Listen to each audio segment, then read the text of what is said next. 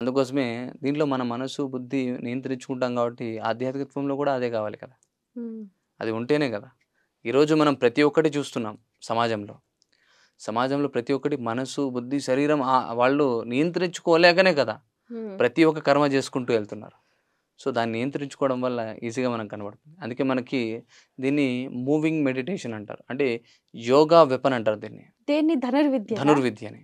Yoga weapon. Yoga weapon అని అంటారు. కొత్తగా ఉంది మీరు చెప్తూ ఆ! ఉంటే. ఎందుకు అంటే అండి, హ్మ్. మనకి యోగాలో ధ్యానం అనే ఒక క్రియ ఉంది. హ్మ్. సో, దాంట్లో మనం ఏం చేస్తామండి, ధ్యానం చేసి మనము శ్వాస మీద ధ్యాస అంటే మన బ్రీత్ మీద మనం కంట్రోల్ పెడతాం. హ్మ్. ఇంకొకటి ధ్రువమధ్య, ఇంకొకటి జపం చేస్తాం. అంటే మన ఫోకస్ ఒక్కదాని మీద మాత్రమే ఉండాలని ధ్యానం చెప్తుంది. సో, ధనుర్విద్య ఏం చెప్తుందండి, ధనస్సు పట్టుకున్నప్పుడు ఒక చిన్న డాట్ ఏదైనా ఒక చోట మనం పెట్టినప్పుడు దాని మీద కొడతామా? లేదా పక్కన ఎక్కడైనా కొడతామా?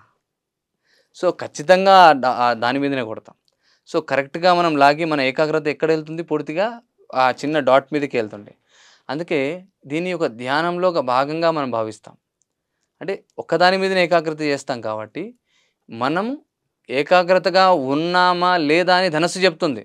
మనం ఇలా ధ్యానంలో కూర్చున్నామనుకోండి, మనం ధ్యానంలో ఉన్నామా లేదా అనేది ఎవరికీ అర్థం కాదు. మన ఆలోచనలను బట్టి ఉంటుంది. ఉంటుందండి. ఆ! అది మనము అంత సులువు కాదు గదా! మన మనస్సు, మన బుద్ధి మనం ఒక చోటికి తీసుకురావడానికి. హ్మ్. కానీ ఒక ధనస్సు పట్టుకొని ఒక లక్ష్యాన్ని మనం ఛేదించేటప్పుడు నేను మనకి కనపడుతుంది. పక్కన వాళ్ళకి గూడా కనపడుతుంది. అందుకే మనం అంటూ ఉంటాం.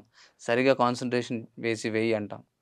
సో, అప్పుడే అనేస్తాం. అంటే పక్కన పడిందనుకోండి లక్ష్యం మీద పడకుండా పక్కన పడితే అంటాం సరిగ్గా కాన్సంట్రేషన్ చెయ్యి అని. సో, అలా అన్నప్పుడు ఏం చేస్తాము అంటే అక్కడ మనకు కనబడుతుంది.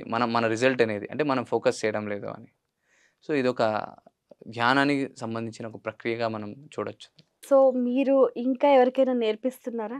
ఇప్పుడు మనం ఒక సంస్థ ఏర్పాటు చేశామండి. హుహు. ఇషోదన్ అని. హ్మ్. దాని మెయిన్ ఇంటెన్షన్ ఏంటి అంటే అందరికీ ధనుర్వేదాన్ని నేర్పించాలి అనే హ్మ్. మన ఉద్దేశం. దానికోసం మనం గురుకులాలు స్థాపిస్తున్నాం భారతదేశంలో.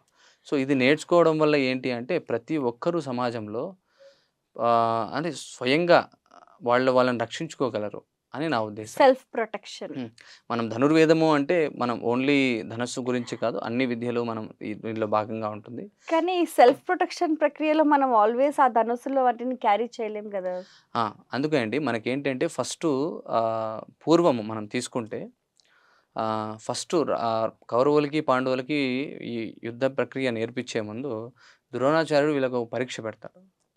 ఏంటి పరీక్ష అంటే మనందరికీ తెలిసిన పరీక్షే అది. ఏంటి అంటే ఒక చెట్టు మీద ఒక పక్షి ఉంటుంది. ఆ పక్షి కంటిని కొట్టాలి. అంటే ఒక బొమ్మను తయారు చేసి అక్కడ పెడతాడు. హ్మ్. ఎవరు? ద్రోణాచార్యుడు.